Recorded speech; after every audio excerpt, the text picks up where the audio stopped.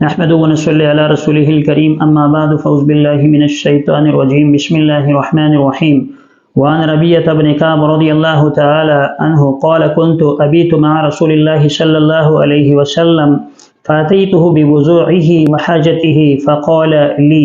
سل فقلت أسألك مرافقتك في الجنة قال أو غير ذلك قلت هو ذاك قال فأعني على نفسك بكثرة السجود صدق اللہ العلی العظیم۔ حضرت ربیعہ ابن کعب رضی اللہ تعالیٰ فرماتے ہیں میں رات میں رسول اللہ صلی اللہ علیہ وسلم کے ساتھ رہا کرتا تھا اور وضو کا پانی دوسری ضروریات رسول اللہ صلی اللہ علیہ وسلم کے سامنے پیش کیا کرتا تھا۔ مجھ سے رسول اللہ صلی اللہ علیہ وسلم نے فرمایا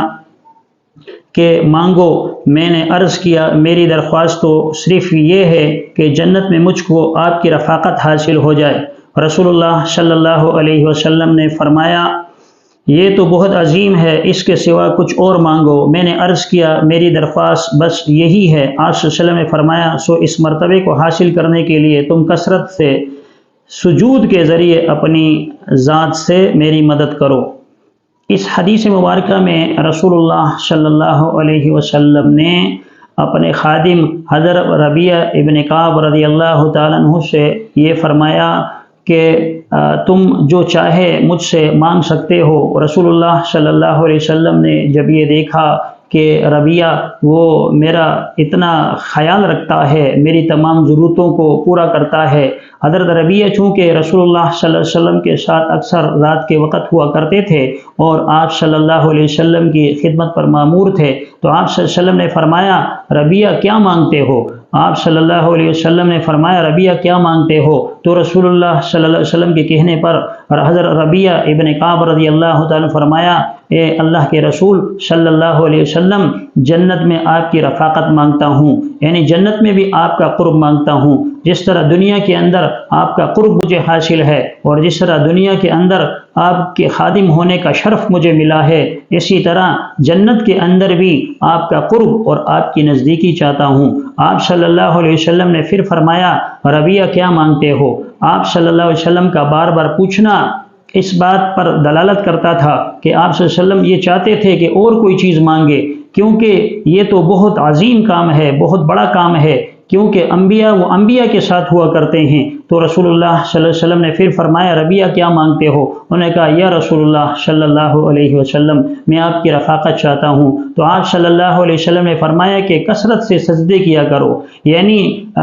فرائض کے ساتھ نوافل بھی پڑھ لیا کرو، اور جتنے زیادہ تم اللہ تبارک و تعالیٰ کے سامنے سجدہ کرو گے اور جتنی عاجزی اور انکساری اللہ تبارک و تعالیٰ کے ساتھ کرو گے اور نفل عبادات کی بجا آوری کرو گے تو اللہ تبارک و تعالیٰ ان سجود کی وجہ سے، ان کثرت سجدوں کی وجہ سے اللہ تبارک و تعالیٰ تمہاری مدد فرمائیں گے، اور اللہ تبارک و تعالیٰ کی رحمتیں تم پر امڑ آئیں گی، اور اللہ تبارک و تعالیٰ کی برکتوں کا نزول تم پر کثرت کے ساتھ ہوگا۔ لہٰذا اس میں تم جب میرے مددگار بنو گے اور یہاں سے میری بھی دعا ہوگی تو اللہ تبارک و تعالیٰ اپنے فضل کرم سے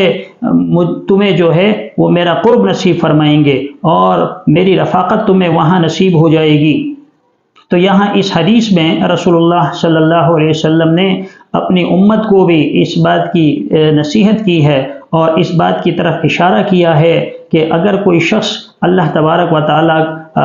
کا قرب حاصل کرنا چاہتا ہے اور کوئی شخص رسول اللہ صلی اللہ علیہ وسلم کی رفاقت چاہتا ہے تو اسے نہ یہ کہ رسول اللہ صلی اللہ علیہ وسلم کی سنت پر عمل پیرا ہونے کی انہیں یہ نہیں کہ رسول اللہ صلی اللہ علیہ وسلم کی سنتوں کی پیروی کرے، صرف رسول اللہ صلی اللہ علیہ وسلم کے طریقوں پر چلے یا رسول اللہ صلی اللہ علیہ وسلم کی سنتوں کو اپنائیں، بلکہ اللہ تبارک و تعالیٰ کا حکم بھی ماننا پڑے گا، اللہ تبارک و تعالیٰ کو راضی کرنا پڑے گا۔ اللہ اور رسول کی اطاعت کے اندر ہی دنیا اور آخرت کی کامیابی ہے۔ جو شخص یہ چاہتا ہے کہ وہ اللہ کو خوش رکھے، جو یہ چاہتا ہے کہ اللہ کا رسول صلی اللہ علیہ وسلم اس سے راضی ہوں، تو اسے چاہیے کہ کثرت کے ساتھ سجدے کرے، یعنی جو فرائض ہیں فرائض کی بجا آوری تو لازمی ہے، ہر آدمی کے اوپر وہ ضروری ہے، لیکن جو نوافل ہیں ان کی پابندی کرے۔ اشراق کی نماز ہے، چاش کی نماز ہے، اوابین کی نمازیں ہیں، اسی طرح تہجد کی نماز ہے، اس طرح سجدہ شکر ہے، تو کوشش کرے جتنا زیادہ انسان سجدے کرے گا اتنا زیادہ ہی اللہ تبارک و تعالیٰ کا قرب اسے حاصل ہوگا، اور جس شخص کو بھی اللہ کا قرب حاصل ہوگا تو اللہ تبارک و تعالیٰ اپنی رحمت کے توفیل اسے جنت کے اندر اعلیٰ اور عرفہ مقام عطا فرمائیں گے۔ اللہ تبارک و تعالیٰ سے دعا ہے کہ اللہ تبارک و تعالیٰ ہمیں اپنے خاص بندوں میں اور اپنے مقربین میں شامل فرمائیں۔ آمین۔ وآخر دعوانا ان الحمد للہ رب العالمین۔